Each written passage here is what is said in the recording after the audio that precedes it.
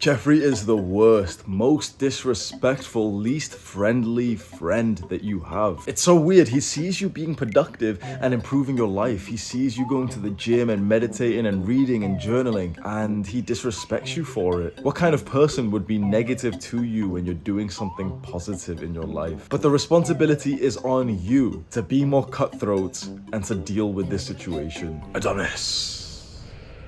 Although Adonis is kind and loving, he also has so much respect for himself that he will not allow anyone to stay in his life if he doesn't think that they are worthy. Adonis is cutthroat, and he has to be because he is the tribe leader. One of the things that I struggle with most is cutting people off or rejecting them or breaking up with girls, or even like breaking up friendships. I can think back to my first official relationship where we got together in university. She was the first girl that I had ever slept with, and so of course that has like a very special bonding moment. I wanted to end the relationship months before it actually ended. Imagine being in a relationship with someone, maybe you can relate to this. Imagine being in a relationship with someone and literally wanting to break up, but just not doing it because you were kind of afraid of having that conversation and hurting that person and feeling that level of discomfort that comes with breaking up. And so I lived like that for months, still spending time with her, but just overthinking and not wanting to really be with her, but not having the courage to break up. And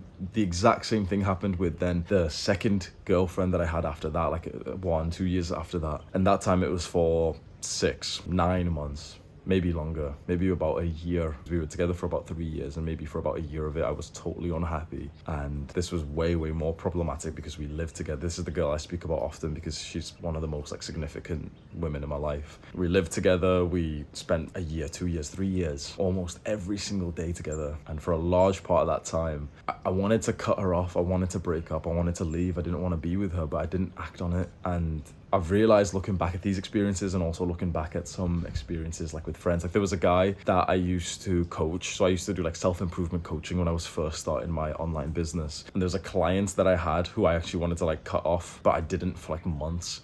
And the exact same thing. And like it wasn't like working very well. He didn't have like the humility, at least in my perception, he didn't have the humility to really take my advice seriously. And so it felt like a bit useless to continue having our calls and me trying to help him on his self-improvement journey. And so I stayed in these situations, these relationships for way longer than I should have. I've never been much of a cutthroat guy, but just maybe in the last couple of months, I can really see the value of it. And it's something that you would really benefit from implemented into your life. There was a quote that I heard once. I think it's from this guy called Richard Cooper. I remember reading like or listening to one of his books, and he said something like, hire slowly, fire quickly. And essentially what that means, hire slowly, fire quickly, is take time, be patient, and truly analyze and evaluate the people who are coming into your life. Really spend time to like make sure that they are the right people who you work with, who you date, who you befriend. But when there is signs that this is not going to work out, he said to act on those signs quickly. He said to fire them quickly. What I would say is at least act on them and have that conversation like fast. I would always avoid those sort of awkward conversations when someone had done something that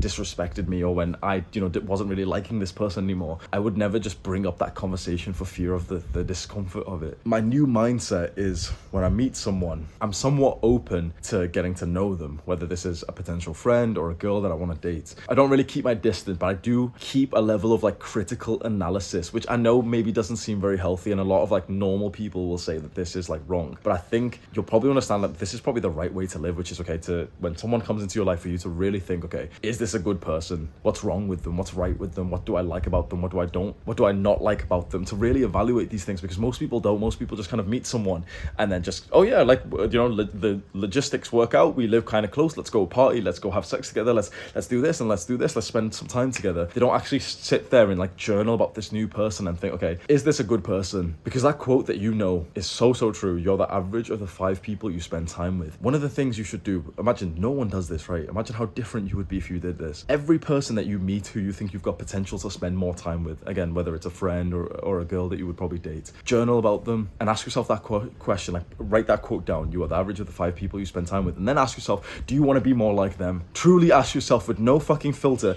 do you want to be more like them? And if the answer is no, and you respect yourself, you'll walk away. Maybe you'll tell them the truth, or you'll kind of somewhat sugarcoat it to like not really offend their feelings, but just kind of tell them, oh sorry, I'm not interested, I'm too busy, whatever. Most people don't respect themselves or value themselves enough to go through a process like this. And so most people will actually find what we're saying here very like cringe and awkward and negative. But you have to have this level of exclusivity to yourself, your time, your feelings, the people who are close to you. I just had a group of guys here yesterday. So I'm in my villa in Thailand. Sam's there editing a video, and then we had two of our good friends, Jack and Bill, with us. And we just recorded a video talking about the importance of brotherhood and how to meet high value men and like become friends with them. And one of the things that I said which really hit me in this video was that if there's one way to change your life trajectory like this, like full on, imagine your trajectory is a certain way and it fucking changes significantly. If there's one thing that can do that, it's someone else. It's meeting someone else. Because you can, I mean, there's probably a bunch of other things now that my mind's thinking, okay, well, there could be like a near-death experience, there could be a death of a family member, there could be a psychedelic trip, but at least the one that you have sort of total control over, which isn't, you know, a substance that you need to take or anything, is okay. Meet someone who's on a very, very good trajectory in life, and suddenly you two are now bouncing off each other and essentially like mentoring / coaching each other. And there's so much value to that. But you miss out on these opportunities when you don't respect yourself enough that you keep around like these Jeffrey friends. Now, I feel like I'm one of the very few guys who says this, that when you're getting onto self-improvement and you're becoming more successful, try your absolute best to bring the people who started with you up with you. So, you know, you've got these friends from high school, from college, bring them up with you, get them onto self-improvement as best as you can. Like, see that as your responsibility, see that as your act of leadership, because that's a beautiful experience. I've kind of done that with my friend Sam. He was my first employee, my first video editor. I got him on this like website called Fiverr. Like that's where I kind of like hired him, and we spoke, and he just edited my videos, and you know, we ended up speaking more and more, and we became somewhat like good friends.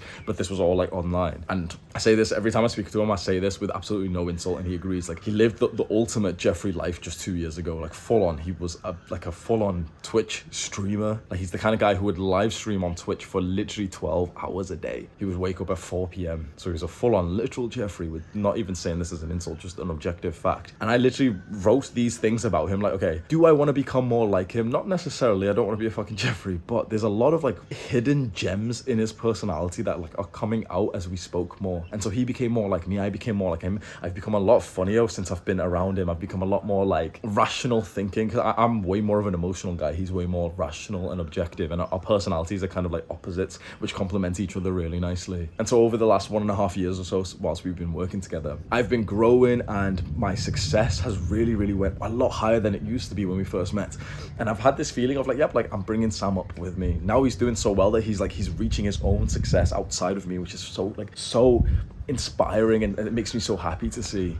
Try your best. Like, you have these Jeffrey friends, try your absolute best to bring them up with you. But there is a lot of truth in the conversation we need to have, which is like, sometimes you just can't really bring someone up with you, and that is when you need to implement the advice of this video, which is to be more cutthroat. It's not easy, and I wish I had like great advice that would make it easier. It's not easy. Like, everything that I say, I always come back to the same analogy with every piece of advice I say. It's kind of like, it's a skill. Remember how skills in video games used to work? You used to get like the skill of attack, or in this case, the skill of rejecting people, cutting people off. And we mostly have like a low level in this skill because we've never leveled it up before. We've never gained experience, XP in this skill. And so we need to start. And so when you're level 1 or level 0 in this skill, you're not good at it. So it's gonna feel awkward, it's gonna feel weird, it's gonna take a while for you to reject this person. But the more you implement and use this skill, the more experience you gain, the higher the skill level, the easier it feels, and the more sort of rewarding it feels. Because the first few times I cut people off and I debated these decisions for 6-9 months, it was a horrible like gut-wrenching feeling. And now in the last couple of months, it's felt way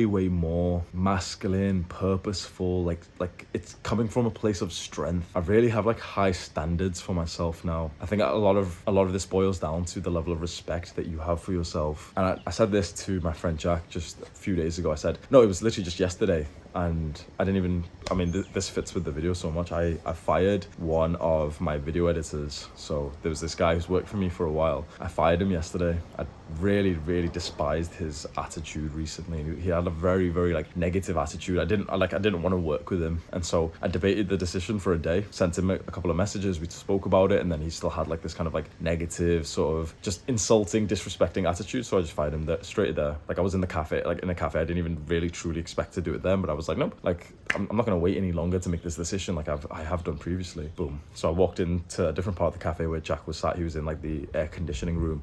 I went into there, told told him and I said, like, I feel so proud of myself because a decision like this, I would have weighed up for a month, 2 months, 3 months previously, and I've just done it like that. And like, I had the thought of it like 24 hours ago, but fully finalized it today, just sent it done. So he gave me a fist bump, and he could see that I was like proud of myself for that. So you're watching this video, maybe there's someone in mind for you. There's someone in mind, or maybe more than one person, but probably like one person who you are fully debating cutting off. You want this video to help you. Take this practical step right now. Straight after this video, just spend some time journaling and thinking, because you don't realize how important, how influential decisions like this actually are, and how different your life could be, hopefully improved your life could be after you make this decision. Spend a couple of minutes just journal about this person. Ask yourself, do I want to be more like them?